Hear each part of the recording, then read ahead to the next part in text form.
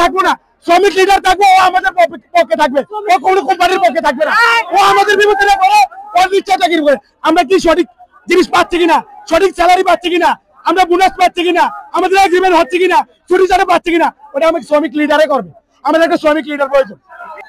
প্রিয় দর্শক, আসসালামু আলাইকুম। আমরা এই মুহূর্তে আছি কুমিল্লা সেই ইপিজেডের ভিতরে। কুমিল্লা যে ইপিজেডটি আছে সেখানে আজকে সকালে আমাদের এই যে সিনহাই একটি শো কোম্পানি, সেই প্রতিষ্ঠানের মাধ্যমে বিদ্যুৎ স্পষ্ট হয়ে একজন সে কর্মী নিহত হওয়ার ঘটনা ঘটেছে। কিন্তু এখানে যে ঘটনাটি ঘটেছে সেই ঘটনাকে কেন্দ্র করে এখানকার একটি পক্ষ বা একটি চক্র চাচ্ছে এটাকে ভিন্ন মতে নেওয়ার জন্য এবং এটাকে কোম্পানির পক্ষ থেকে অন্যভাবে নেওয়ার জন্য বা মোড়ে নেওয়ার জন্য এই ধরনের একটি অভিযোগ এখানে উঠেছে। আমরা এখানে সরজমিনে এসে যেটি আমরা দেখলাম বা সরজমিনে এসে আমরা কথা বলে এবং যারা এখানে সাধারণ কর্মী আছে বা যারা অফিসার আছে ওনাদের সকলের সাথে কথা বলে আমরা যতটুকু জানতে পারলাম যে এখানে সেই লোকটি কিন্তু মূলত সম্ভবত তাদের অভিযোগ যে সেটি বিদ্যুৎ স্পষ্ট হয়ে মারা যাওয়ার এই ঘটনা।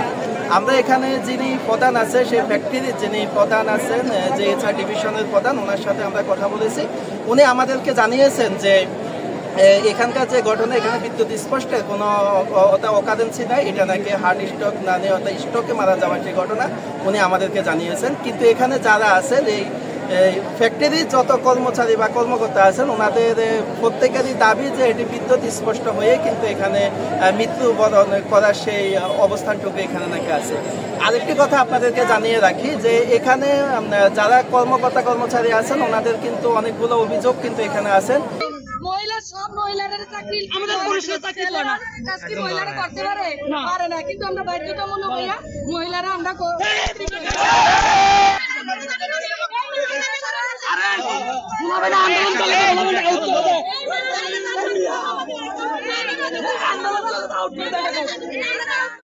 আমরা যেটা দেখতেছি টাকা দিয়ে সবকিছু হয়ে যায়।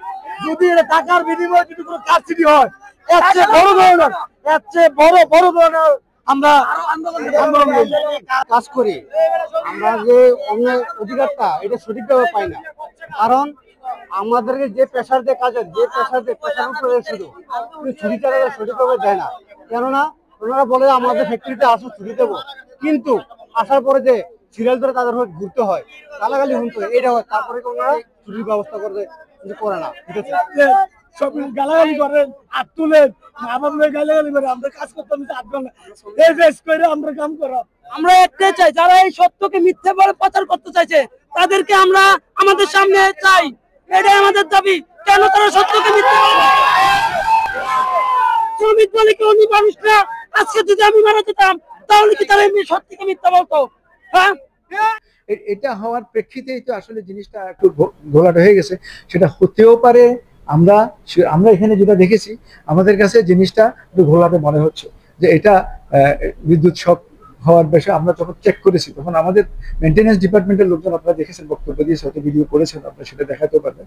তারা সেটাকে ইলেকট্রিক সুইচ জ্বালিয়ে মেশিন ধরে বিভিন্নভাবে তারা সেটা ট্রাই করে দেখেছেন যে এটাতে কোনো সমস্যা হয় না। আর দ্বিতীয়ত যে পাওয়ারের যে সমস্যা ইয়েটা আছে, এটা আমাদেরকে যেটা বললো আর কি, আমি তো ইলেকট্রিক্যাল ইঞ্জিনিয়ার না, তো পাওয়ারের যে সাপ্লাইটা আছে, যে সাপ্লাই এই মেশিনের জন্য দেওয়া হচ্ছে, এই মেশিনে সেই সাপ্লাইয়ে এটা ইলেকট্রিক শকে মারা যাবে এ ধরনের বিষয় মনে হয় একটু বেশি হয়ে যায়। বাট আমি এই ব্যাপারে এখন কোনো মন্তব্য করতে রাজি না।